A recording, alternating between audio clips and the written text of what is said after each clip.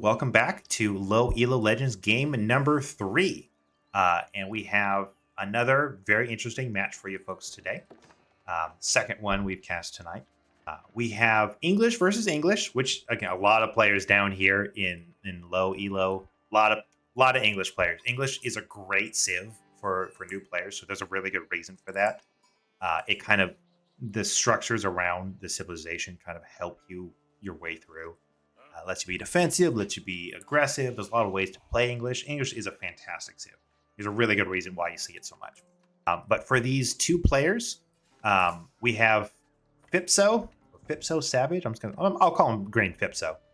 We have Fipso over here in the green, as well as Purple over here, the Suburban Mouse. And we'll see what they both kind of go for. So far, very similar styles, most likely. So, for both of these players, there's some, honestly, Fipso pretty much just plays English. Suburban Mouse up here, quite a bit more varied, but in this match, they both chose English. Their average MMR is 102, so still, this is lower than the last game. So these players might not be quite as adept at controlling their units or at making villagers consistently. For example, Purple here, not really making villagers like they need to be, even though they have the food. Purple has 35 wins and 56 losses this season. Meanwhile, Fipso over here has 24 wins and 64 losses this season. Bit of a losing streak for poor Fipso here. One thing that someone mentioned to me when on one of my earlier games was I mentioned that the user interface, the kind of the heads up, interface that you're looking at right now, is there's a lot going on. There's a lot to kind of look at. So I'll just kind of quickly go through them if you guys aren't super familiar with looking at a casted Age of Empires game. We have generally the income per minute of the 4 main resources, food and wood being kind of the most important, then gold for more advanced units. We have the villager count here, center prime real estate, because again, making villagers is the number one thing you can do to win your games 100% of the time. Is if you just build villagers, you're gonna do so much better, I promise you. And make them, make sure they're doing something. Doesn't have to be great, just doing something. This here is the military count. So right now we see both of them just have 1 scout and 1 scout. Again, bringing back the sheep here for green. Ooh, clubs the sheep a little far away from the town center. Another sheep, okay, gets comped. That's all right.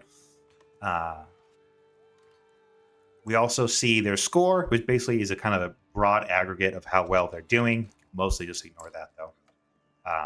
Down here, we have the overview of how much army value, because even if they both have, say, 30 archers, if one side has all the upgrades and one doesn't, it's going to be a bit of a massacre. So the army value here can really kind of show you which side might actually be doing better here, as well as the relic income and how many worker kills. As if the number one way you can put pressure on the opponent is killing their workers, reducing their income. Wow, that is a lot of sheep for Purple. Great. And then we also have the upgrades in progress. So we can see that Purple just got Wheelbarrow, a very good early upgrade that gives their villagers a little extra capacity, a little move speed, makes it just kind of work a little better across the board. We also see here how many workers are working on the next age up. So we can see for green over here, Fipso is working on the Council Hall, which is an archery range. Oh, okay, that's very good. So we see Fipso for the English doing the Council Hall, which is kind of the more popular of the options for English, because you get a lot of longbowmen for very fast, and longbowmen are incredible archers for the English. Versus the Abbey of Kings, which gets you a cavalry leader that kind of heals up your whole army. So both very good in different ways. Hobbit in chat says, how long are the seasons? I think they're like 4 to 5 months. I think it does vary quite a bit. There's still quite a bit left in this current season, which which is good because I'm still sitting at gold. I'd like to hit platinum, but I just haven't played many games. I gotta get that ranked anxiety, which is part of why I think it's so beautiful that these guys are playing so consistently. Like Fipso, 64 losses and 24 wins, and still playing games. This game happened just a couple of days ago. They're still doing games. That's great. That's amazing. I need that confidence, man. So that's part of why I like doing these casts. I like kind of sharing these players playing, even when the rank doesn't actually matter, folks. Your rank doesn't matter. It's just a pretty symbol. As long as you're playing and having fun, that's what really matters. And I think that's kind of what I'm hoping to kind of capture here in these games. Okay, so so far we'll kind of compare 5 extra workers for green, quite a bit. Feudal Age timing is pretty similar. One thing with Abbey of Kings, they get that king for free, which comes out, can kind of do some early harassment, but ideally you'd want to see some longbowmen made right off the bat if with the council hall hits. Going for the barracks instead. Okay. I wonder if they scouted. No. Okay, so they don't know for sure. They don't know that it's an Abbey of Kings coming out, but a barracks is not a bad response. They kind of guessed here, but still, barracks pretty good response to Abbey of Kings because that is a cavalry unit. So spearmen will ruin that poor king's day. I say mostly scared to play against other players. I play against the AI mostly. Yeah, that you and most people, the majority of players, don't go online at all. They will just play against the AI, or do the single player campaigns. Like the new upcoming DLC is going to have the Crucible, which I'm, as an aside, super excited for. But most players, and the majority of real-time strategy players, they just play single player, and that's okay. But I think there is a unique joy to playing against real people and kind of testing your mind against them. And even if you lose, it's okay because you learn something from it. You do a little better. And so I'm hoping to even come back to some of these players that I'm casting here early on in the series and kind of seeing how they do, maybe next season. For now, going for 2 barracks. I like that. See, multiple production buildings. I mean, you have the council hall and you have the 2 barracks. You can make a great composition out of just that. Okay, so what Green did here was they made a lumber camp a little bit closer to the front, which is honestly not bad. They deleted the other one here. They put a new one closer because the travel time really does cut down on your efficiency a lot. So these guys are just instantly dropping off. So that is a very nice little optimization from Green. I really like what Green is doing there. That's very solid. Checking in over here in purple. Does have some longbowmen, along with the king, just kind of hanging out. Again, generally you'd want to be out on the map with those early units. But, being out on the map, especially, this is all they see right now. They see this. They see this. They see their little line of rivers here. It's scary out there, man. I get why you want to keep your units by your base. Who knows? There could be a giant army waiting out here in the fog. But we'll see. They are still making units over here. We do see a bunch of different spearmen queued up. So hopefully that'll be a good response. But spearmen get absolutely destroyed by longbowmen. So the spearmen will not do much unless purple over here really does double down into more cavalry. I mean, that one king will have a hard time wherever that king went up here. Okay. So they sent them up here. They have another villager on the way here to build a market. Now, hopefully, really hope that purple's aware that a trade of this distance isn't going to do anything. They need to send it across the whole map up here, because you get more gold for your traders depending on how far apart they are from the trade post. I'm hoping that purple knows this. I'm really hoping. So we'll see once this lonely villager makes the way over here where they set that waypoint to.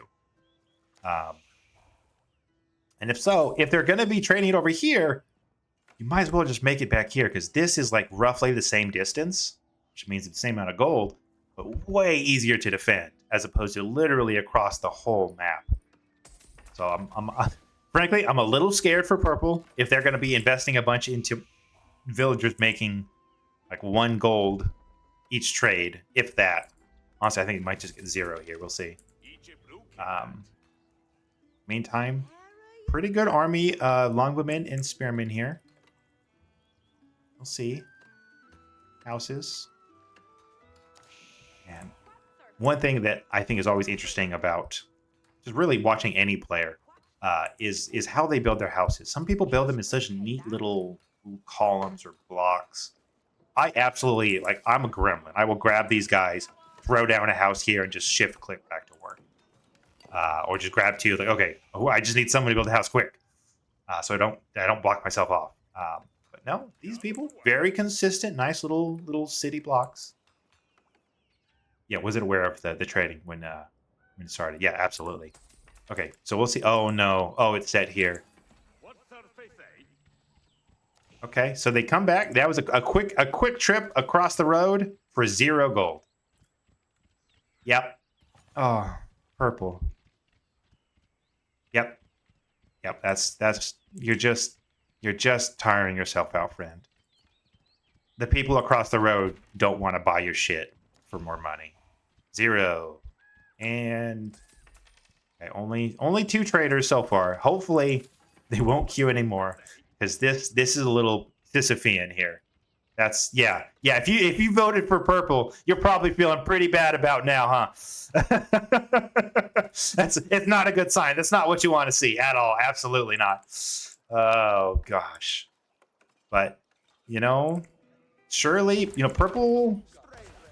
Okay, they don't have a lot going on, but they are making villagers, getting the gold. They also have gold over here. They're taking a little bit of the map. They're doing the little miniature mining outposts around the map that we've kind of seen before in game 1 from Low Legends. So we'll see. Not again a pretty slow feudal age. Despite both these players making army early, I thought they'd be maybe testing each other, pushing. No, they're just using it for defense. That's okay. Let's keep it safe. Also going for trade.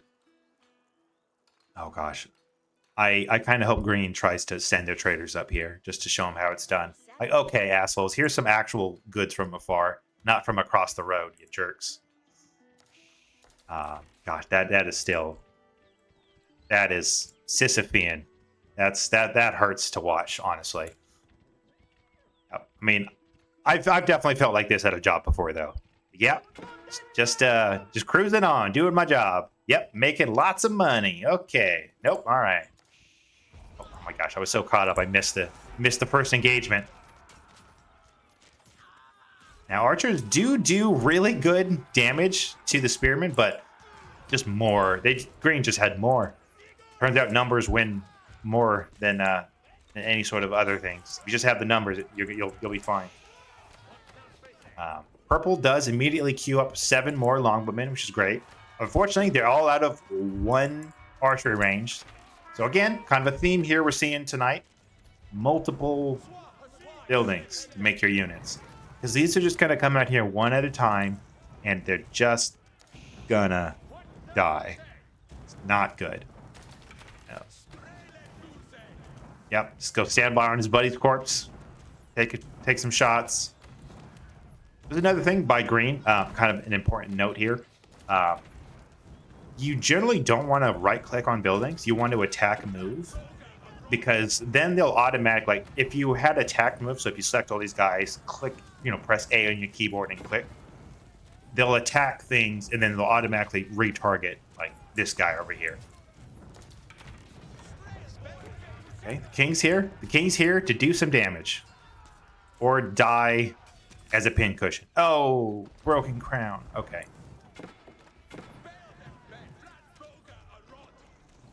They might be able to hold it here. They did remake the king. And they're getting a couple of horsemen out of here. But this is yeah, long live the king. The king is dead. So are the archers. It's not looking great. Oh, they built an archery range out here. So these guys are trekking across the whole country to get back here. Horsemen are great. Horsemen are a great answer to longbowmen. If you're being longbow rush or you suspect a longbowman rush, if you get like 5 horsemen, done. You just wipe them up. One though is not going to do it. One's just going to get shot to death. Numbers really do matter. And again, just trickling them out here like that, it's not great. But the king pops out at the same time. Decides to give him a sporting chance to give a bit of a wind up with the lance. Ooh, bonks that guy over the head. Spearman a little too late here. Okay.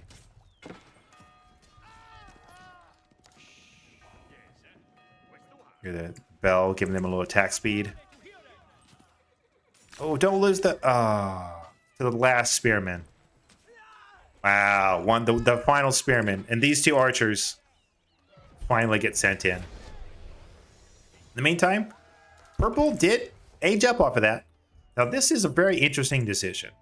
So their upgrade for H3 was the White Tower, which is basically like a huge castle with a like cheaper technologies, builds units faster, very defensive. I'm not sure why they kind of put it out there in the middle of nowhere, though. Like, it's not even really protecting the sacred site that much. It's not anywhere near their base. It's not near their amazing gold income here.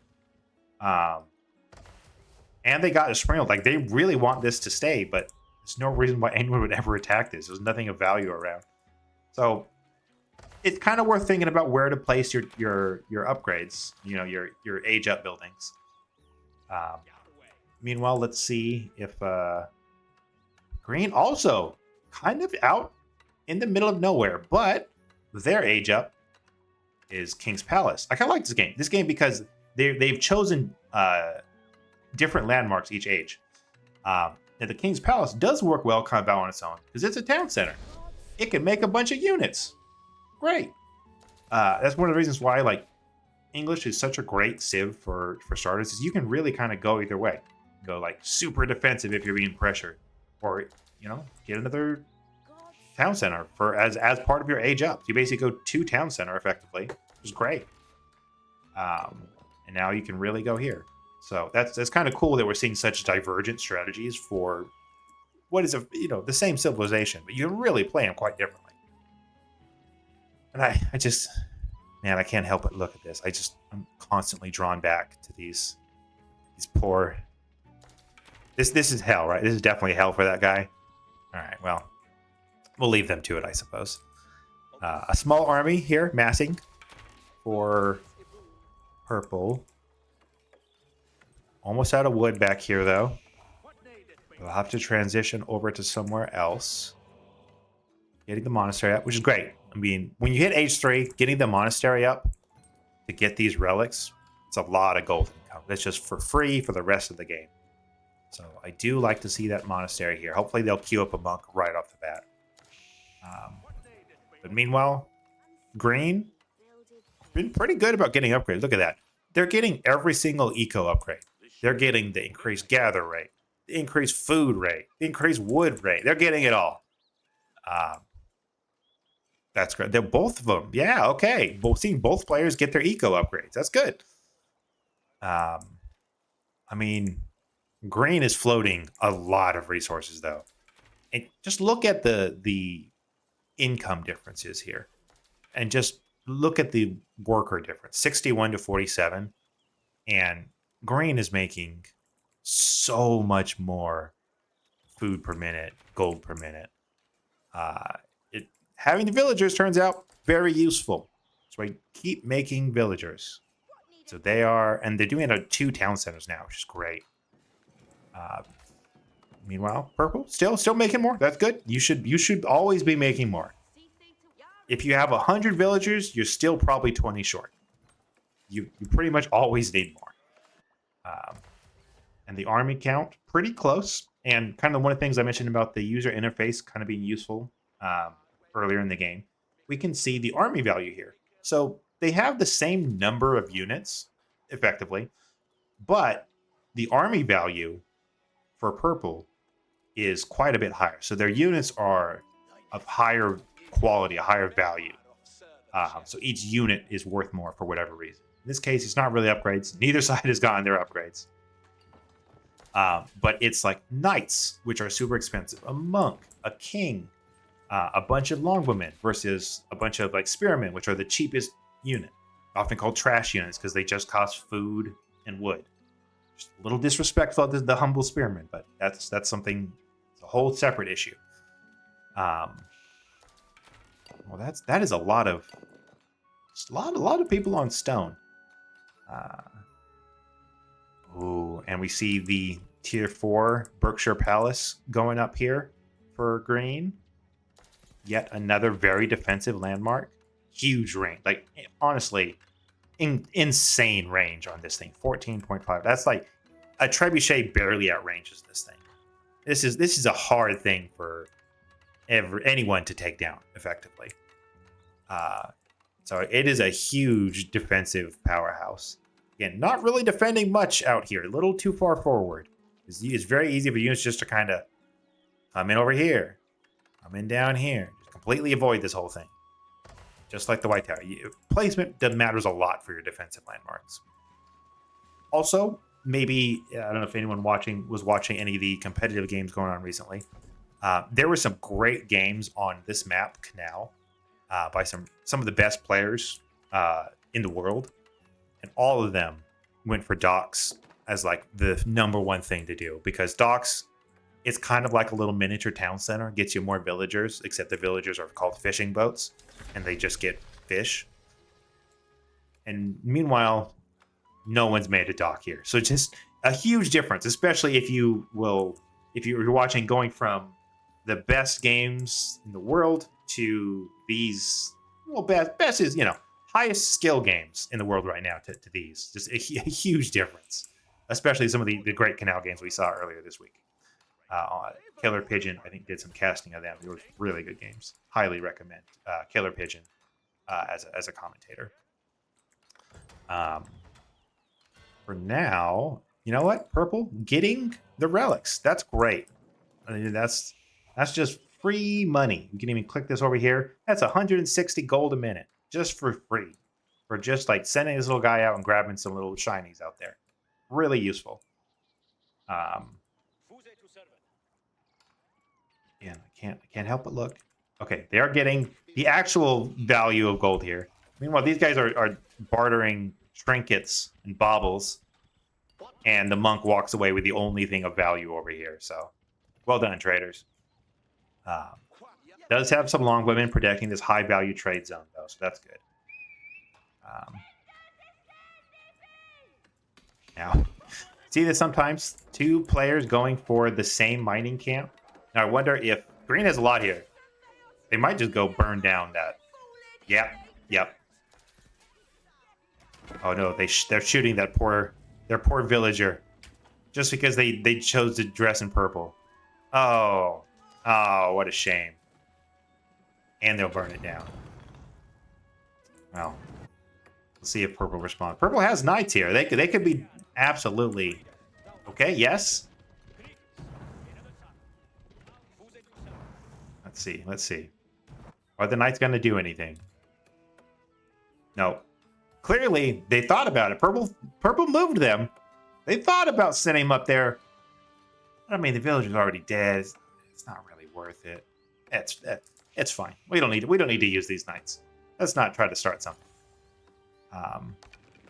Meanwhile, the spearmen and a couple longbowmen moving on up.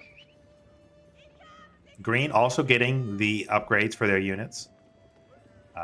Veteran horsemen upgrade, which is interesting because they don't have any horsemen. You don't really need to get the upgrades for the units you're not making. Probably want to spend those resources elsewhere. Meanwhile, purple is... Well, they got a key. This is a very defensive game. Something you see a lot of English players is... The reason why a lot of people like them is because they're keeps and their landmarks are so defensive and really hard to take down. But again, this Berkshire Palace out here, it's not doing anything. You didn't even take the sacred site. You're not protecting anything except dirt. It's a dirt fortress. Here. Scout deciding to throw hands. These villagers could absolutely turn and kill the scout with really no issue here. English villagers have a bow, which is super useful. Again, another reason why English is a great early civilization to learn, because they have these tools. Like, oh, if there's a couple guys coming to shoot your villagers, that poor monk. Your villagers are, they have some defense rather than just knives. Okay, nope. And thought about it. Monk's already dead. Don't need it. All right, maybe next monk. No, still no. They're not going to queue up another one. But they are queuing up quite a few more longbowmen. Oh, look at this. All that gold down the hill. Okay. They did capture the sacred site, though. Okay, I mean, good. You have... This is like the most defended sacred site, so that's good. I'm glad that you're defending it and at least captured it. Yeah, meanwhile, these are actual longbowmen, and these villagers are destroying them. Just because, again, numbers matter. And that guy also he's just gonna do the same thing, just catch a bunch of arrows. Yep. Don't trickle in your units. And again, English villagers, they got hands. Hands specifically to use their bows. There's a lot for purple here. Berkshire Palace again. I would be amazed to see either of these palaces fall this game, just because they're hard to siege down, man. Especially like if you manage to get one on a hill. Now hills don't actually give you any bonus in this game, but they do give you a vision bonus. There's no actual other bonus than that. But even that can be pretty hard to surmount. Okay, finally going to use these knights for something of value. Finally. Yeah. Yeah, these knights, I mean, it was a little bold of Green to put so many of these guys out here with really no defense. But this map doesn't have a lot of gold, as you can see. In Green, they already got this other one, so they wanted more. They wanted to be greedy, but no. Purple actually decided to shut it down, which is good. And building a keep to defend those two cursed traitors. Not even in death does their duty end. Purple will not allow it. They must continue their trade. Little zero. Ah. Knight's work is done. Heading back up off the map. Let's see. And a lot of units just kind of hanging out, chilling. Not a lot of pressure on the enemy. Army count's pretty similar, but you can see from the army value, knights are really good. Knights are really good units, and they're really expensive as a consequence. So we'll see. We'll see when it actually comes to a fight. If these knights don't just run into a pile of spearmen, they're just going to destroy any sort of bowman they find. That one wolf charging along. A lot of knights coming out of just that keep. These guys could also be making the... All right, so I think they even have a stable, yeah. So another thing that is super kind of a useful tip is there's a hotkey you can bind in-game to select all of your military production units, or all of your production buildings. So if you select that, I just have it bound to, I think, 4 on my keyboard. I just press 4, it'll automatically select all my buildings that can make units. You just tab through them and like queue them up. Super easy. And that would stop this from happening, because right now purple has 1, 2, 3, 4, soon to be 5 different ways that they could be making knights right now. But instead they're all coming out of this one, and they're all coming out in a line very, very slowly. So looking at that select all building production hotkey and kind of binding that to a key that you will use, very, very useful, and lets you kind of produce from multiple buildings without having to individually add them all to control groups.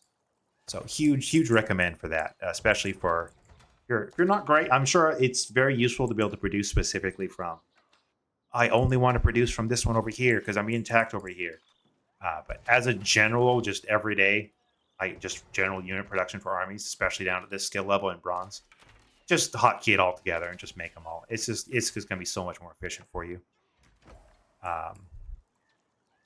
Purple does get pop capped here because again they are making consistently quite a bit units. They got their first trebuchet and a cannon bombard queued up here, which is great. Honestly, I'm liking Purple's position quite a bit, despite the counter attack. Couple of longbowmen in here. Villager wants to try a thing, but again, the numbers aren't there. These are about equal. Okay. Well, not much else. Oh, these guys. Oh, the army's coming down. Even if green takes this, hopefully purple will be able to clean it up. Oh, I was just spiteful to shoot that one guy. A little rude. And if you're purple and you have the army coming, just back these guys up. You don't need to fight this. Don't send them there to their death. But no, all right. You know, they'll slowly dink away at each other. These guys, okay, they're not coming.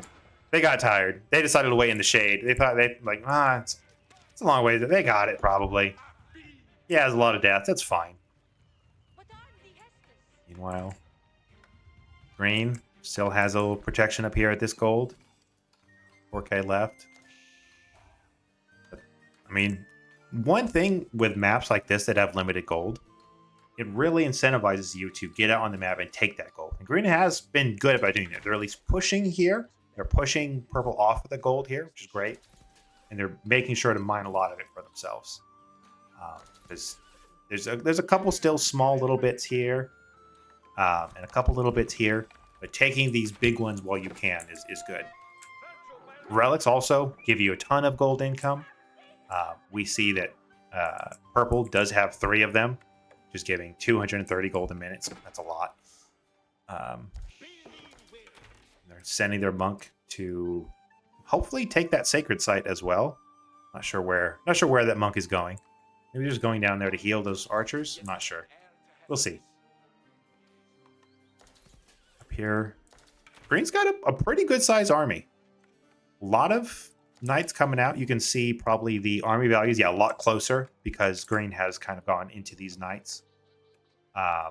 Green is also getting all of their blacksmith upgrades, whereas purple, no blacksmith upgrades.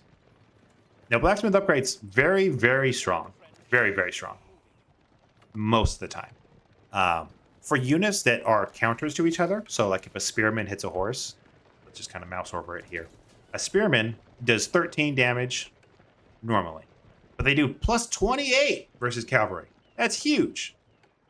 Now, the plus 1 is going to be, okay, they'll do 14 damage, plus 28. So the pluses, or the blacksmith upgrades, they don't matter for the counters, but for everything that's not like a direct counter, the upgrades are huge. Absolutely essential. Also, it was very kind of green to just walk past 20 villagers and just not do anything. Really very sportsmanlike of green.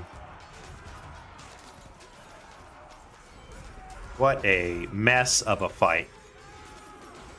And like those spearmen are just going to just destroy purple. Yep, there's the tragic king broken symbol.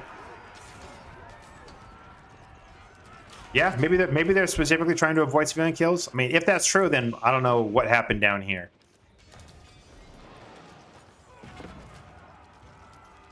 Okay, the army is here. Purple's villagers come to watch. Now these knights could devastate these longbowmen here, but they're right-clicked onto this. So something we're seeing here. Again, don't right-click on the buildings. If it's your siege stuff, okay. Like your rams, yeah, you only want them to attack that. But generally, you want to attack move, and then they'll automatically peel off to kill the more important stuff, like the units. Although there's no villagers around, so this keep will go down. But it is just pouring hot oil on those poor guys the whole time. And it crumbles. Okay. Pretty rough fight. Mark. Exactly the same spot. It's so funny that people will build the exact same position. What is this shooting at? What is that shooting at? Shooting at the ground? That is very interesting. Maybe they were just hoping that. I don't know. That was very strange. That was a strange move. That must have been a misclick from Purple. I don't know why you just blast the ground like that. A little bit of long distance mining for Purple. And these within eye shot effectively. Yeah. Green can definitely see that. Oh, I hear a trebuchet. Where is that trebuchet shooting? Purple, you are perplexing me. Yeah, to hell with that tree, I guess. That's very strange. Yeah, test firing, I guess. Why are they? So there is an attack ground like command for siege that you can use for in some situations. It might be useful. Here, I'm not sure why they were just firing at nothing. Maybe they were hoping more of green would be attacking through there. I'm not sure. Very weird. But we're seeing so many more knights coming out from green. Look at that. And they look at their production building. Oh, green. Yes. Look at that. 3 stables. That's fantastic. Now, they could also be making them from the palace here. So slight optimizations, and that's what using that hotkey for, where it selects all your military production would save you a little bit of microing there. No upgrades here yet. A couple of trebs. Monk coming back home. Another keep. That maybe they're just going for the lines of keeps here. Surprised they. I mean, well, I guess they do have a keep up here. It's just not actually protecting anything of value. These poor pools here, I guess. Well, there's a lot of knights. Army value distinctly in green's favor, and it's like more than double the bodies, and still lots more coming. This is going to be very bad for purple here. Purple's also not making any spearmen, and spearmen are what you want against these knights, because these knights they're tanky, they're healthy, they do a lot of damage, and spearmen are really the only thing that have the power to punch through them. You could also go crossbows. A lot of crossbows would work as well. Crossbows do have bonuses to heavy units like the knight here. A full-on brawl. So much for green not attacking villagers. Brutal. Yeah, the trebuchet. No reaction from all of these knights here. They're fine with it. And green has moved on. That's probably why they wanted to make sure that all of this gold was for them. Nice little farms back here. Not as many farms from purple. You can see the food income is wildly different. 10,000 saved up food for green here. At this point, you don't need more villagers, you need more production, and you need to be throwing your units wave after wave into the enemy if you have this much of an advantage. Purple still doesn't even have a full 200 units. Green, if they had, they just put down 6 barracks here and just clicked spearmen forever. It just sent them like a Zerg force, hundreds and hundreds of men to their deaths. They would eventually just win off of that. Green. Okay. Oh, Green, you didn't just click on the buildings, though, right? You didn't just right-click on the building? Oh, Green, no. Oh, Green, no. Okay, well, the Spearmen weren't. So the Spearmen, that's good. The Spearmen will at least kill these other knights. Some of them will. These guys will watch. Okay, Purple. Purple's army's coming in.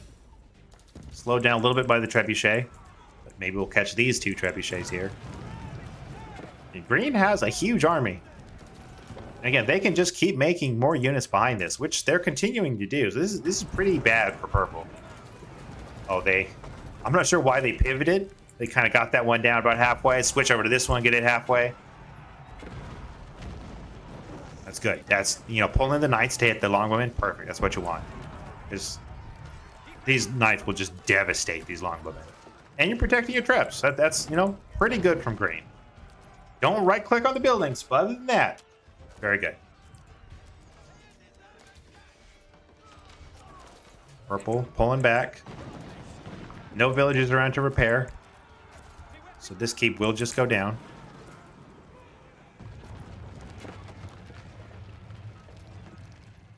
Not bad, not bad. But yeah, this push isn't going to be enough. But they do still have a lot of units around that they could be pushing with. All these guys, all these guys. Another important point, you don't need to throw units against the enemy's castles. You can just go around. It's not hard. There's no walls or anything. You could just walk through the middle now. You just walk up here and destroy all this. You don't need to throw wave after wave against the fortresses. What are these? Again, Purple. Just really wanting to lay down some suppressing fire here. That is an interesting habit from Suburban Mouse. Okay, if it brings you joy, Purple. You're not really doing much, but that's okay. Oh. Okay. Well, they did manage to get one, then they pull away. That's good. You're able to castle in the exact same spot.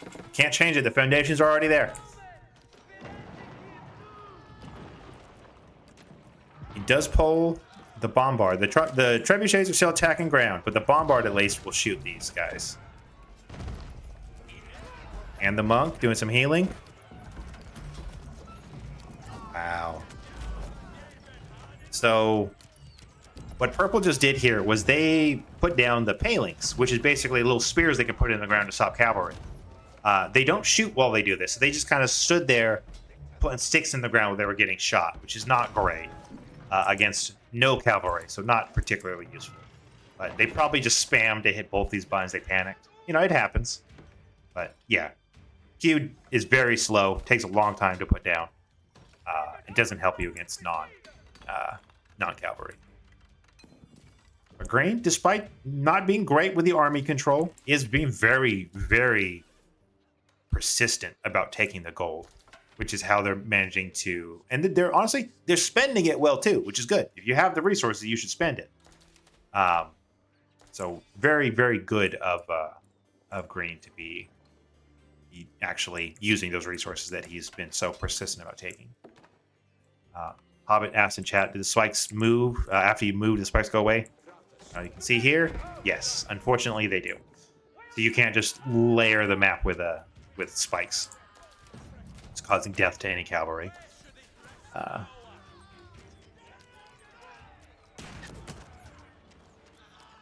There's just one villager making this keep. Slowly getting it up. Meanwhile, once again, Green has amassed yet another army. Purple hasn't really remassed. They're trying. They're producing. Looks like all out of this stable and probably all out of one of these archery ranges. Oh, all out of this keep. Okay. Again, you're making all these longbowmen out of here. You have another archery range right next door that also could be making longbowmen. Not useful. Explains why my spikes didn't work. Yes, yes, exactly, Hobbit. The palings, they're really cool in theory, but because it takes so long to set down, and when you move, they go away, it makes them honestly kind of worthless. It's almost always better to just micro your army and just pull them back as you fire. The arrow volley is very good. Arrow volley is good because you can really just send out even just a devastating wave with the volley. But yeah, the palings, honestly, never worth clicking, mostly. Once again, doesn't quite get rid of the full gold here. Arrows. Eventually, we'll take that mining camp down. Silk bowstrings completed. Okay. Yeah, green has been very good about getting all of their upgrades. Look at these bars here. 0 upgrades for purple. Their army is going to be doing much worse in most circumstances compared to green, whereas their army has all of these upgrades. It's, you know, armor is a flat reduction in this game. So if you have an extra armor, that just takes the damage off the top. So if this longbowman is doing, 12 damage against a knight, this guy has 8 ranged armor. Yeah, they're not doing much after that. And +1 armor, worth a lot. Whereas these guys, 5 armor. They'll be taking like nearly double the damage.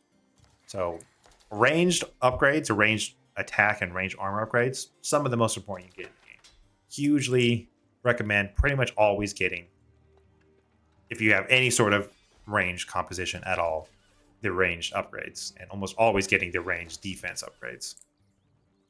Just especially if you're raiding, if the defense will help you against the arrows into the town center or against the castles. The upgrades are really, really important. Let's see. Will this push from green be enough? Because, man, that is so many more resources that green has put into their army. And they've gone down quite a bit from the 10k food they had. They're still making 2k a minute. So green doing pretty good at spending their resources. That's honestly very admirable. They are at zero gold a minute now, which they should have. Oh, they don't. Okay, another important point for English. If you get to Imperial Age 4, there's a tech here at the mill that you need to get. Every single farm will be giving you gold if you get this. It's not a ton. It's not like the Knights Templar game we saw last game, where the pilgrims are just making just oodles and oodles of just filthy piles of gold. But enclosures, it's some gold income at least. And it doesn't pay off right away. You do need a lot of farms for it to pay off, but generally late game you want to be on farms as English anyways. So enclosures, very useful. And one of the things the sooner you get it, the sooner it'll start paying itself off. And if the game's going to go this long, you can really pay off. They have it over here. I think purple does have it. Yeah, look at that. 10 a minute per farm. So you still need like 8 farms to make up for 1 relic. But still, it does add up. It really does. If you're going to be in Imperial Age anyways. Finally saying the army. Okay, this is honestly, I think purple will absolutely get crushed here and probably forfeit after they lose these castles. But we'll see. Well, garrisons the knights inside the castle. Give that knight a bow and he'll shoot an arrow as well. Okay. You can see the murder holes technology, the burning oil being poured out of these keeps here. Pretty good damage against these groups of units. Probably just want to, if you're green, you probably just want to stay back and let these trebuchets do their work rather than dumping your army into the quite literal fire here with the burning oil. But green probably will. Oh, green. Oh, green. Oh, buddy. You were again. Don't right click on buildings. Don't right click on buildings, green. Because now you just lost all of your trebuchets. They were all so intently focused on destroying this. And that one hand cannoneer. doing his best back there. Shay. Okay. More Longbowmen, and finally, Purple's 39 Longbowmen arrive. Which, well, that's definitely a lot more range, but these Knights would be able, like, just these 12 Knights would be able to mop up all of these Longbowmen. It's not looking good for Purple. This might be the end, folks. Might be the end of game number 3 for Low Elo Legends. Mopping them up. Hand Cannoneers. I don't know why these guys decided to go attack the mining camp. Green, please! Go kill the army. No, okay.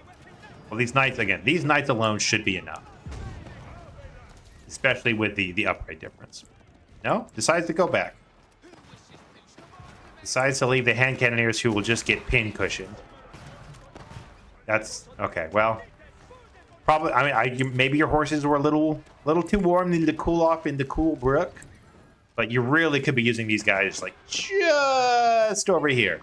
Like, a little bit to the... okay, no? All right, that's fine. Yeah, okay, Green, you got to focus, Green. You got to focus. At least get the monasteries down and they can break up the relics. Don't have the game category set. Oh. I will try to fix that. Thank you for the heads up. I appreciate that.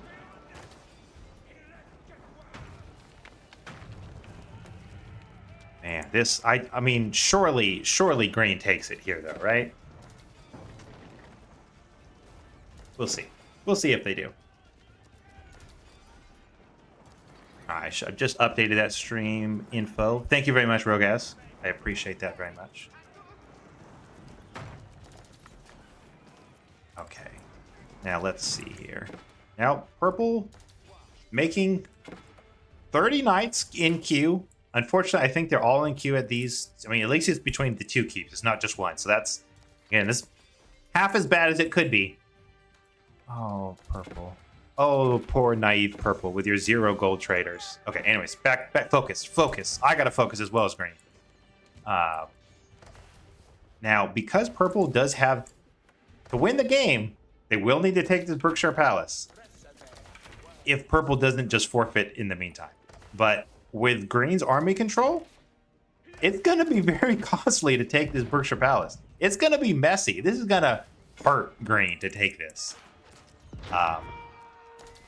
We'll see. Wow, just completely bypasses those archers. Like, no, I want that guy. The army control from Green needs some work here. One of the big things I would be suggesting to Green, if he hears this game, if Fipso, please just move your units. It's just gonna work out better. Wait for your siege. You don't need to throw these guys into the meat grinder. Look how fast. Yes, there's not even any units in the Berkshire Palace. That's just how fast it shoots without units. And look at the range. My God, the range. This is just not going well for Green. But Green is at least very consistently making units behind this. Just huge. When you have the pressure like this, you need to keep applying. Come on. Come on, Green. Pull back. Regroup. Get your trebs. Why are you not shooting that one this closer? No? Okay. Really wants the white tower. In the meantime, Purple's back here just repairing the town center. Purple doesn't have any stone. Can't rebuild any of the, castles back here, but could rebuild the Abbey of Kings if they wanted to. But really, it's just a matter of time. The production from Green is too high. If they just keep the push up, keep the trebs coming, should just be an easy game. But you never know. In these games down in Bronze 1, sometimes you get some crazy reversals happening. I gotta say, not looking good for our Purple traders down here. Eventually, well, I mean, there's no landmarks down here. I guess Green doesn't need to come down there. Wow, manages to take that. Still no Berkshire Palace. Would love to see some villagers from purple to repair it. But it doesn't look like that's gonna happen. There's a lot here. They could just come up here and repair it, but yeah, I'm not sure. That's a lot of guys, but I don't think that's enough for to take this down. But you know, maybe without any support, no extra units from purple, not pulling any resources to help it. I wish we could see the kill count on this thing. It's gotta be like 40, 50. Drops another one. Oh, purple, you had, no, you could repair it. You could save it still, purple. No. No. Here comes the horsemen and knights from green. All right. In the meantime, they might be a little confused because they do need the town center dead as well for the win here. And purple, generally at this point, it's considered polite to concede. It's okay. You don't need to play out the rest of the game. It's pretty clear. It does feel like purple's good. You're absolutely right there. But they're still sending in units. And they did repair this. And they're still making more knights. They don't have... And, I mean, their monasteries didn't get burned down, so they still got the relic income, so that's something.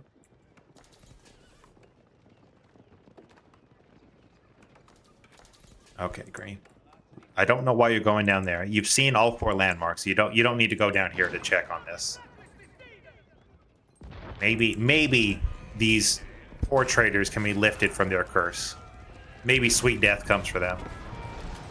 We can hope for their sake they can be released. But we'll see. The villagers running in the background is very Looney Tunes-esque. Like, oh, we'll just leave. We're good.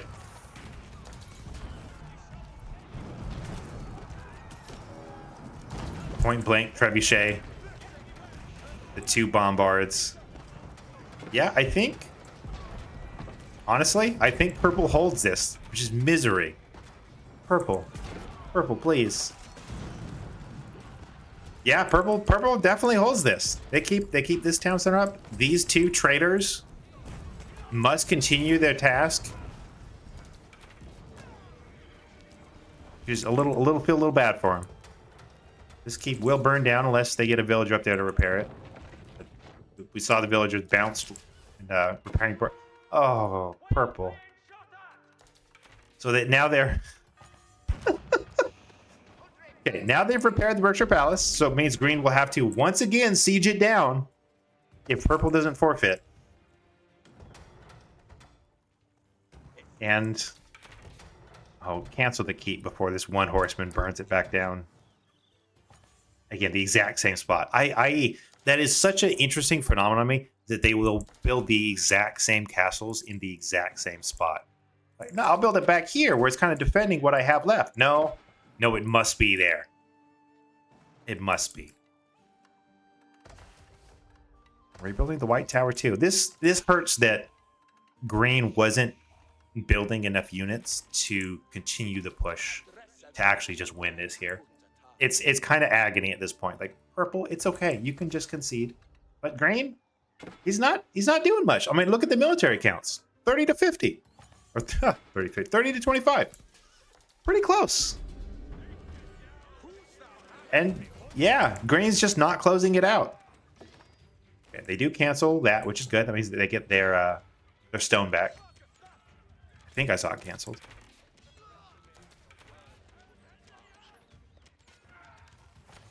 The archery range, good. Okay, purple. You know, they're rebuilding. Slowly.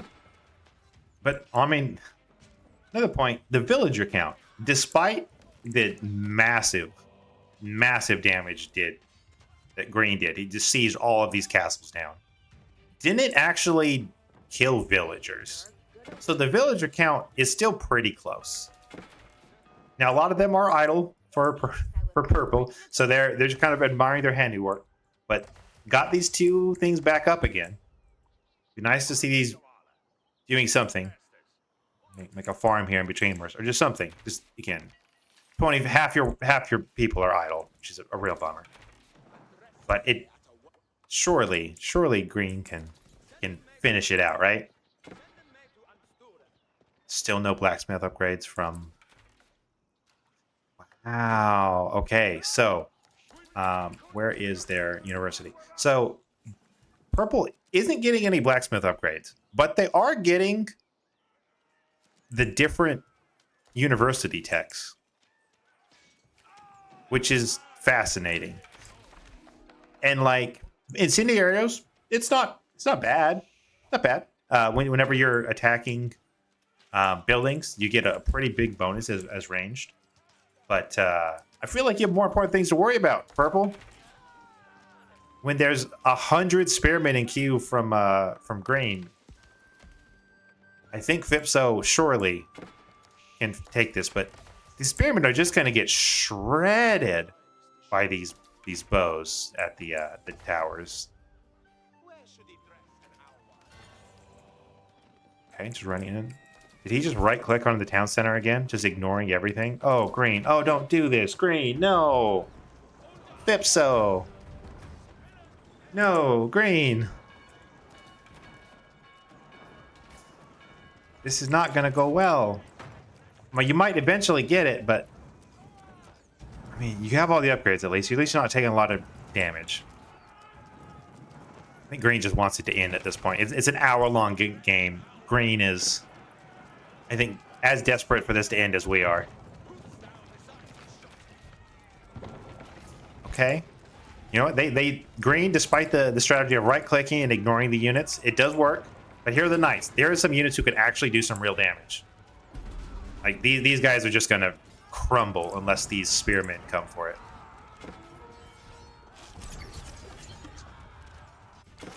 Meanwhile, absolutely just throw some units away from green there.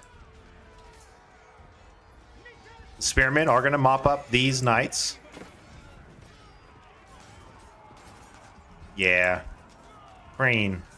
I mean, at least green is producing more spearmen. He has no idea how to get more gold.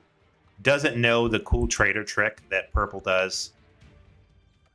No gold, which means we're not going to really see any more knights coming out. But horsemen don't cost. No upgrades on the horsemen, but still, gonna be getting more. Oh no, they're the elite horsemen. Okay, that's right. They can only get the upgrades for the knights for English, not like Malians or something like that. Okay. Yes, destroying the actual production buildings, the research, the blacksmith. Oh, purple finally decides to queue up some of the basic upgrades.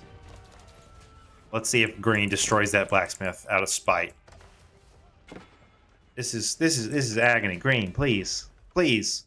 You have the whole map. You have all of the income. You should be making villagers still. Again, I'll just point out. I feel like I'm a broken record, but you should be making villagers still. Units up here. No, just happily chopping away up here. The villager difference not nearly as big as it should be.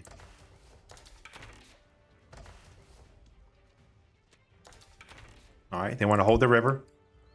Purple with the longbowmen. Let's see. Nope, decides to, you know what? It's very kind of green. Green has passed on killing a lot of villagers, decides to let purple finally get those upgrades. It's fine. No, once again, just seems to right click. No, okay. They're actually deciding to kill the units. That's good. Because they're not going to do much damage to this white tower here.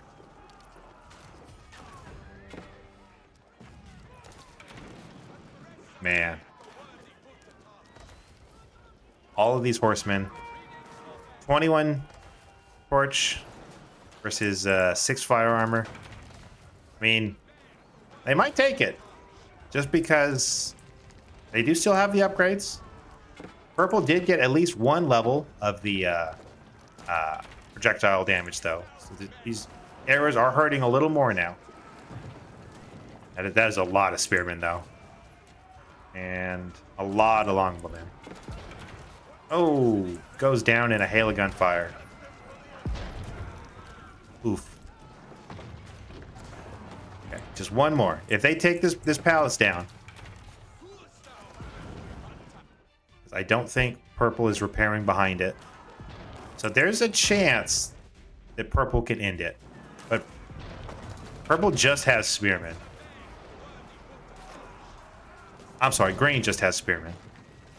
But yeah, it's yeah, green definitely has the numbers and is consistently making more, which is good. And I think we might finally see it. I think green might finally take it. Meanwhile, more knights from purple. Pulls the villagers. I'm not sure where they're pulling them to. Once again, just kind of going on their own little cruise. But I think that will be game. Not going to be repaired. That's it. What a match, folks. Wow, green, you could have finished that so much sooner. But still, you did a lot right. There was a lot of very consistent unit production. Really good pushes. You were good about your upgrades. You were really good about taking the gold across the map. I'd love to see that. You were fantastic about that. Purple, trading is an issue. I would say work on your trading a little bit. It really will help you quite a bit for that. But yeah, that is all of the games that we have scheduled for tonight. I hope you guys enjoyed. I certainly did. I love, even when it's like that messy drag brawl at the end. I think it's fun. And the first game, it was so back and forth. This game, really see the difference in upgrades and in like map control, different styles of the two English players. So yeah, thank you all for coming. We'll be streaming again tomorrow about the same time if you guys want to join in. And I'll be posting these to YouTube as well. Thank you all, and I hope you have a lovely rest of your evening.